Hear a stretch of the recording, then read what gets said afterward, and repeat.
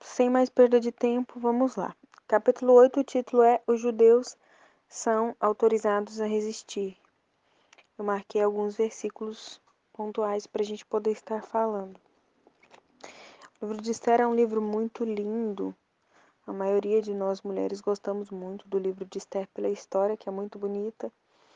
Então, a gente já vem acompanhando no desenrolar dos capítulos a história incrível de Esther, desde que foi levada para o harém do rei e foi escolhida a nova rainha. E agora a gente chegou num ponto crucial da história, porque a gente vê que Esther não foi escolhida rainha por um mero acaso, foi a mão de Deus que fez com que ela fosse escolhida e tinha um propósito. E a gente chegou nos capítulos em que esse propósito vai se demonstrar, não é? Inclusive, o primo de Esther, Mordecai, chega a falar isso expressamente com ela. Quem sabe se não foi para um tempo como esse que o Senhor te fez rainha, né? Quando ele chama ela para poder se posicionar diante da cilada que Amã estava armando contra os judeus, contra Mordecai, e ele chama ela a se posicionar frente a essa armadilha e a tudo isso que ele estava preparando para fazer, e deixa bem claro para ela, quem sabe se não foi para um tempo como esse que você foi escolhida nova rainha. Se você não fizer, uma outra pessoa vai fazer, mas você foi levada até aí. Então aproveite a sua oportunidade de fazer aquilo que Deus te trouxe para fazer. E então a gente vê que Esther, a partir de então, tem um despertamento, e aí a gente já viu muito bem explicado no capítulo 7 como foi que ela chegou até o rei para poder delatar, né? Para poder contar e denunciar tudo que ela vinha sofrendo por obra de Amã, que era um homem de confiança do rei, mas que na verdade mal sabia o rei, que estava se levantando contra a própria rainha e seu povo.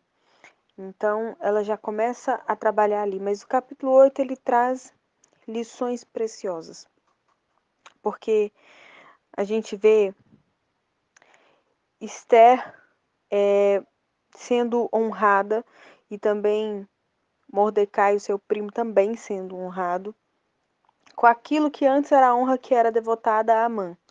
O versículo 1, versículo 2 e versículo 3 falam disso.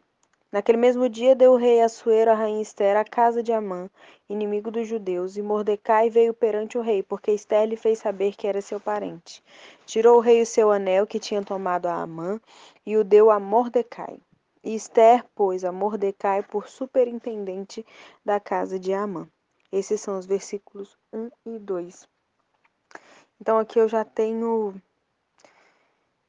uma preciosa lição, né, com essa história, porque Amã prepara toda uma armadilha, todo um plano miraculoso para poder pegar Mordecai, para poder, na sua ira e na raiva e no ódio que ele desenvolveu por Mordecai, poder armar uma cilada e ele cair nessa cilada e com ele todos os judeus, porque ele via, na verdade, Mordecai como uma personificação de um povo ao qual ele odiava.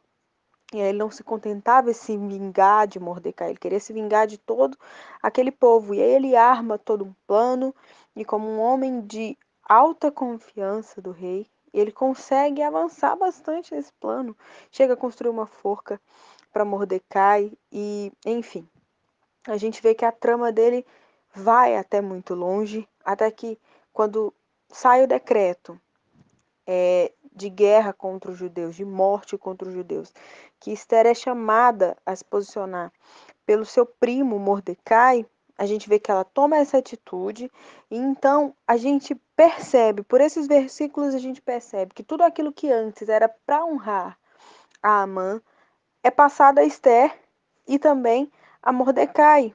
A casa de Amã, o rei Assuero deu à rainha Esther. Depois, o rei pegou o anel que tirou de Amã e deu a Mordecai. E Esther coloca Mordecai como superintendente na casa de Amã. Olha para vocês verem isso aqui.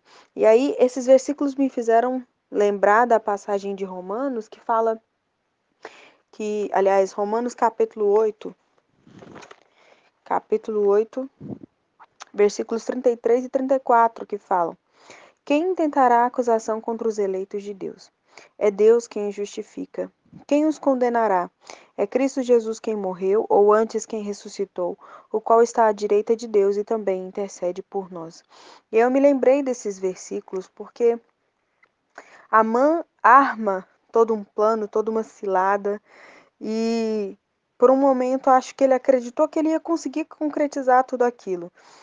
E às vezes é assim também comigo, com você na nossa vida.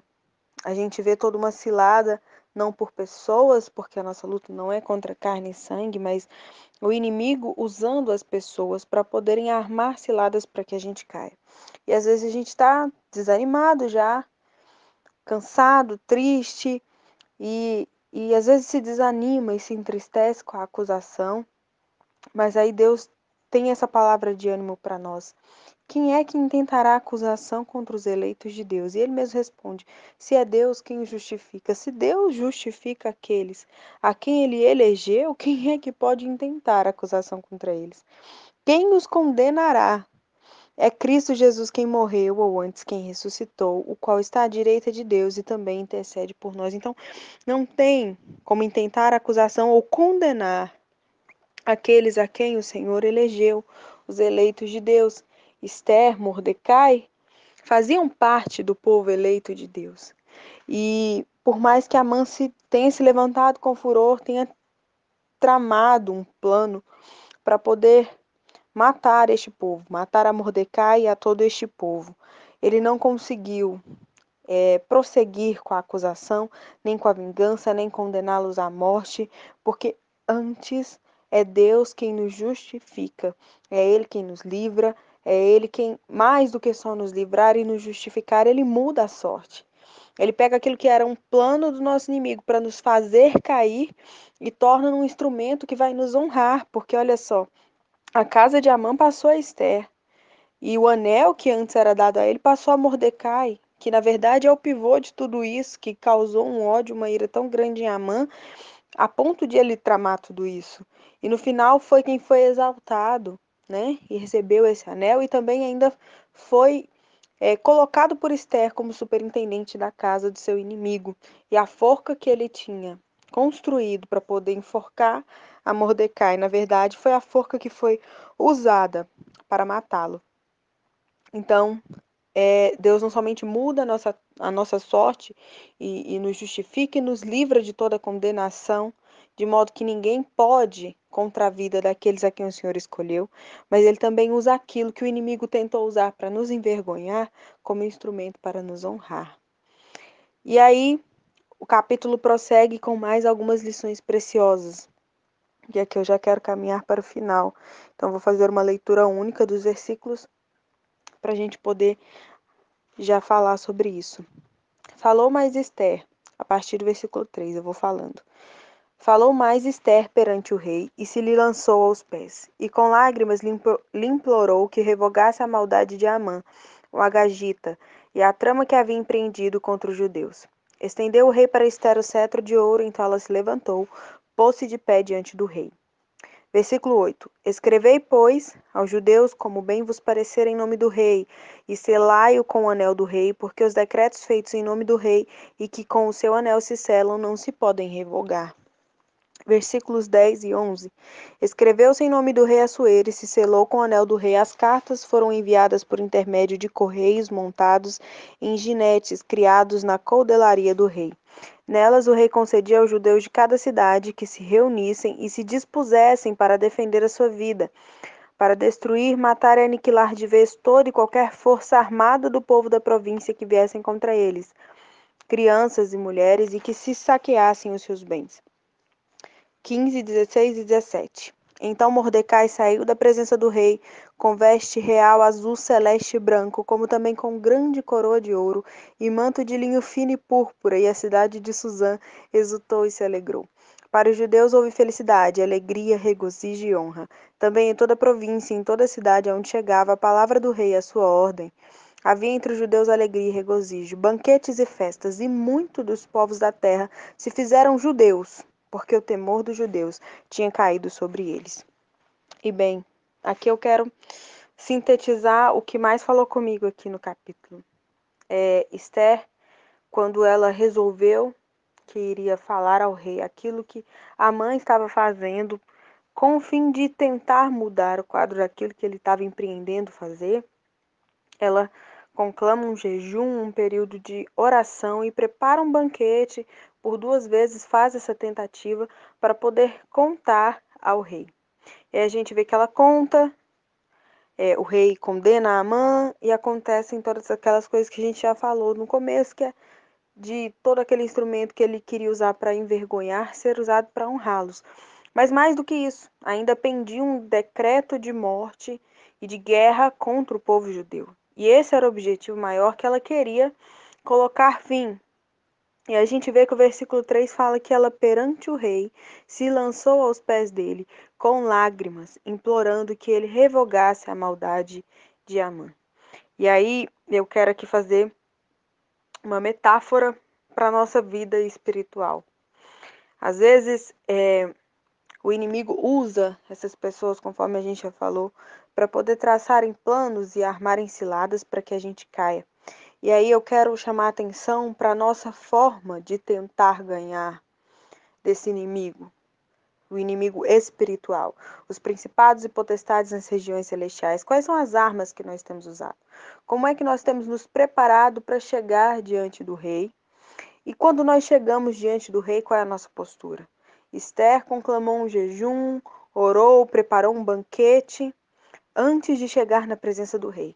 E o versículo 3 fala que quando ela chega perante o rei, ela se lança aos pés dele com lágrimas, ela lhe implora que revogue a maldade do inimigo dela. Então, a forma da gente vencer essa guerra é uma só. Aonde é que a gente tem procurado soluções para vencer a nossa guerra? Ou de que forma a gente tem tentado vencer a nossa guerra? Será que é com palavras? Será que é tentando nós mesmos nos justificarmos ao invés de deixar Deus nos justificar? Será que é procurando apresentar ao mundo as nossas razões, alteando a voz, brigando? O que é que a gente está fazendo para vencer a cilada que o inimigo muitas vezes planta para poder nos fazer cair? Esther foi da maneira correta, buscar ao Senhor. E aí no versículo 3 fala que quando ela quis revogar o decreto, perante o rei, ela se lançou aos pés e com lágrimas ela lhe implorou que revogasse a maldade. O jeito de a gente vencer as ciladas do inimigo contra a nossa vida é uma só. É perante o rei, lançando-se aos pés do rei, pedindo ao Senhor, clamando, implorando a Ele que revogue a maldade do nosso inimigo. Porque, mais uma vez, quem intenta acusação contra os eleitos de Deus, se é Deus quem os justifica? Não somos nós mesmos, mas Deus quem nos justifica.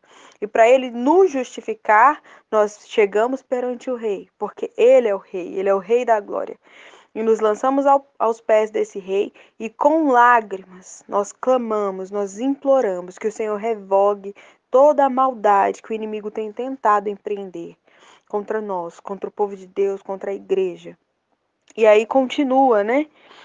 E aí a gente vê que no versículo 4 fala que o rei estendeu o cetro de ouro. Quando a gente chega com essa humildade diante do rei, implorando, prostrado, com lágrimas, clamando, o rei estende o cetro de ouro. E aí o versículo 4 fala, então ela se levantou e se pôs de pé diante do rei. Não é chegar em pé, não é lutar em pé, não é ficar em pé e tentar vencer pelas nossas próprias forças, mas é vencer se prostrando diante do trono do rei, clamando, porque assim o rei nos coloca de pé diante do trono. É ele quem estende o cetro de ouro, nos fortalece e nos diz, fica de pé. E aí ele fez isso com Esther, Esther se colocou de pé, e aí ele deu a solução, ele deu a resposta. Ele diz, olha, vocês escrevem como vos bem parecer, em nome do rei, e sela com o anel do rei. O que vocês fizerem é isso mesmo, eu assino embaixo. E aí, eles fizeram um decreto que concedia aos judeus o direito de resistir, de se defender, para destruir, matar e aniquilar de uma vez por todas, toda e qualquer força armada. É assim que fala o versículo 11. Então, a gente vê aqui 3 fases.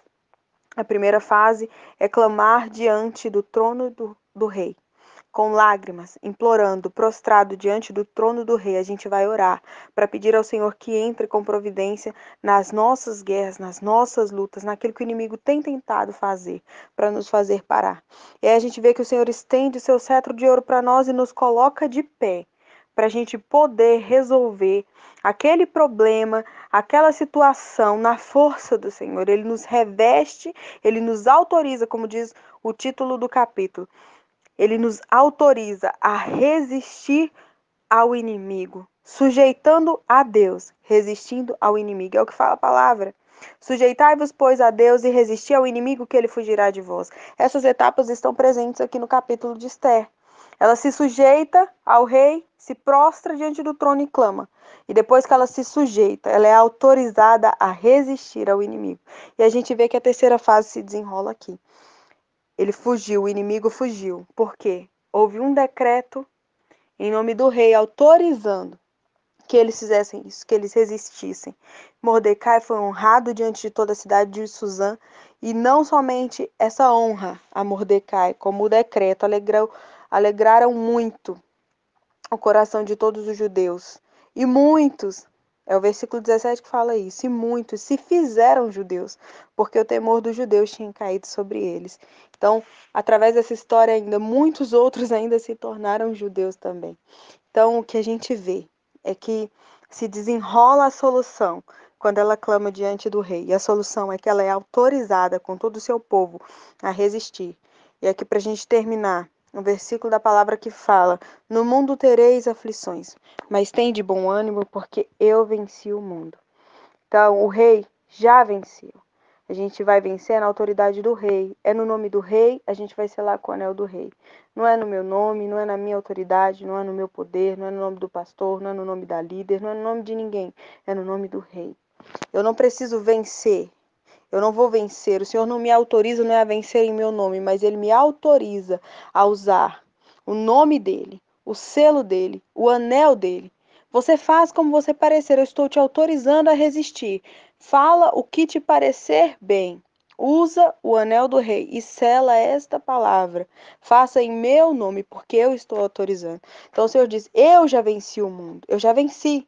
Eu estou te autorizando a, em meu nome, com o meu anel, você selar e resistir, como te parecer. Vai lá, ora, jejua, continua buscando, continua resistindo ao inimigo e você vai vencer em meu nome, na minha autoridade, usando o meu nome, usando o meu selo. Que foi o que aconteceu? Eles lançaram um decreto em nome de Assuero, selado com um anel de Assuero, o nome do rei, o selo do rei. E todos os judeus se alegraram, e Mordecai, que tanto na luta quanto na alegria personificou esse povo, foi honrado diante de toda a cidade. Os judeus puderam ver. E onde chegava o decreto, eles se alegravam, por serem autorizados a poder resistir.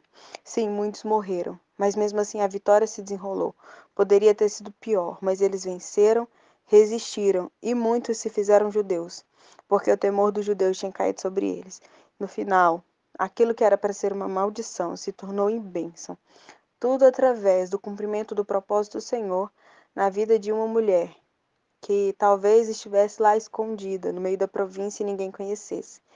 Mas no meio de um harém de milhares de meninas, jovens, bonitas, bem preparadas, se destacou e foi escolhida rainha. Não somente como obra do acaso, mas por um propósito do Senhor. Para que essa vitória hoje estivesse escrita aqui para a gente ler, se inspirar, buscar ao Senhor e poder também ser alvo do cumprimento das promessas do Senhor, resistir ao nosso inimigo e vencer. Tá bom? Essa é a minha palavra. Eu agradeço a oportunidade. Espero que as irmãs entendam. Me desculpe as falhas ou qualquer coisa que não tenha ficado bem esclarecida. Que Deus possa tocar o coração de vocês e falar com cada uma das irmãs. Eu vos amo e oro por todas, tá? Que nós estejamos nos preparando e preparando o nosso coração para o seminário, porque eu creio que vai ser uma bênção em nome do Senhor Jesus. Beijo, boa noite e a